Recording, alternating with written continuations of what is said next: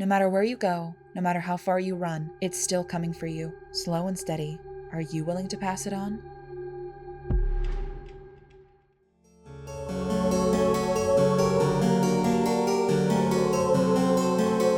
Hey, what's going on, guys? It's your BFF Snowy Oreo 663 here, right now, and for day 23 of the Scare-A-Thon, we have a surprising entry with It Follows from 2014. I say this is a surprising entry because, well, if you know this movie, or if you know me, you'd be wondering why in the goddamn hell I would be indulging in a movie like this. I am a sex-repulsed ace person who has never been quiet about my lack of enjoyment of intimate scenes in movies and TV, feeling they're mostly unnecessary and extremely exploitative. But I wanted to make it clear that I don't think that about all films, and I wanted to talk to you guys about this movie to show you how those kinds of themes and ideas can be done right. I'll start with a brief synopsis, go into my thoughts, and then dive into spoiler territory with a full summary.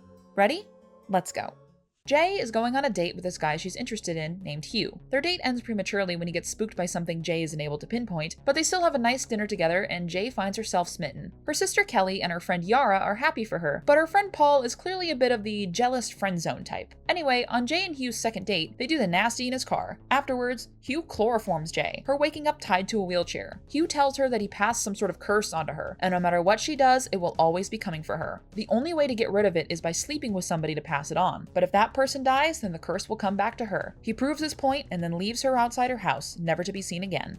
This is such a unique premise and gets you so full of fear with so very little that it's honestly kind of impressive. The way this film uses many long, lingering shots of empty spaces gets you so on edge. A simple glance of a person walking in the distance gets you absolutely terrified when you aren't even really sure what will happen to Jay if it gets her. And while yes, this one uses a lot of jump scares, most of the fear comes from other methods. And the theme of this one, the sexually transmitted curse. The way this film can be taken in many different ways, being a warning of STDs, or perhaps the struggle of some people being only seen as sex objects and having to give themselves to others to survive. There's so many different ways you can take a film like this, and many of the story beats are left open-ended because it wants you to leave with unanswered questions. And there's also the dream-like reality this movie gets you in. The time period is intentionally left ambiguous, various pieces of technology that don't line up with each other, and the weather too, seeming to change seasons left and right to always keep it confusing. I really like how that was done. Now we're gonna get a little deeper into the plot and into some spoilers. If you want to skip, head to this time.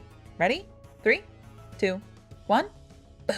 Jay spots the entity on her campus the next day, taking the form of an old woman. The score of this scene is so intense. I sadly can't play it on YouTube, so you just have to watch the movie to get the experience. She tells her friends what she saw, them offering to stay at her place for the night to make her feel better. Jay sits on the couch with Paul, him obviously being into her while she's in her own little world. Their chat is stopped by the sound of glass breaking, Paul seeing no one but leaving to wake up the girls. Jay screams when she sees a woman in her kitchen, pissing on the floor, ew, and still walking towards her. She runs into her room and barricades the door, letting her friends in reluctantly when holy shit! That jump scare gets everyone, I swear to God. She runs away to the local park, everyone meeting up with her afterwards. Their neighbor Greg also shows up, offering his help. They decide to find Hugh, who has since disappeared after their last encounter. They track down his address, finding it's more of a hideaway bunker with alarm systems set in place. Paul finds a porno magazine, I wouldn't be touching that if I were you, and sees a photo of Hugh with a school jacket on. The team heads to the school, getting his real name, being Jeff, and his real address. Look carefully in the scene and you'll see someone getting closer. Love that kind of shit, really. They meet up with Hugh, or Jeff, and he says that someone sicked him with this curse too. He tells her to pass it on to somebody else and then demands that they leave, noting that if it kills Jay, then he's next again. The group heads to Greg's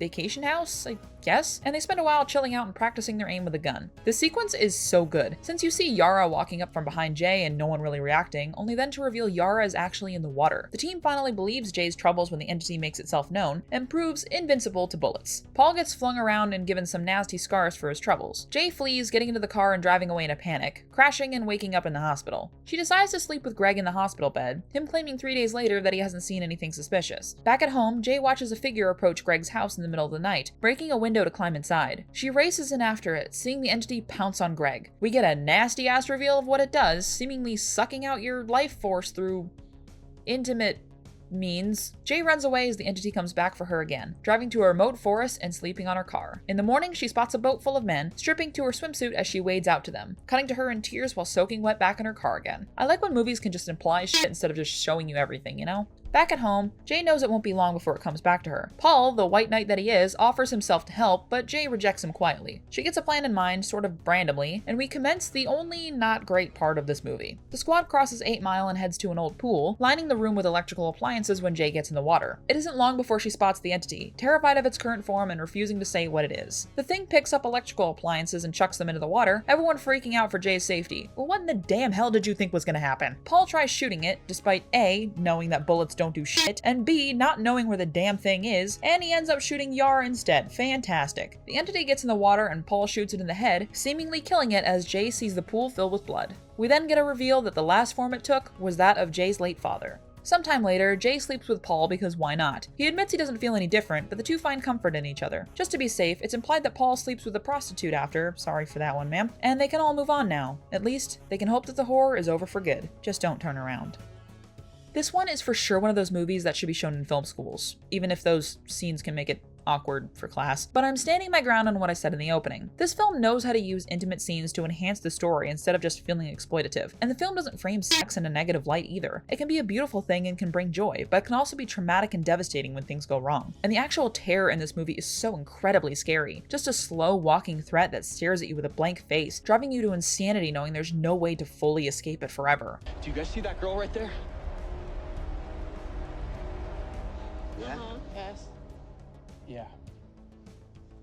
Okay. Even describing this concept to some people, you can get them kind of freaked out, and the movie itself makes the terror so much more real. If you want to know how to build tension and dread in a film, watch this one. Or Jaws. Jaws is good too. I'm giving this one 4.5 out of 5 stars. I would have given it a 5, but the climax was really stupid, so whatever. Thanks so much for watching my video. As for the next movie, it can sometimes be hard to find new friends after a big move, but make sure you don't get involved in the wrong crowds, especially those you only see out at night. Bye!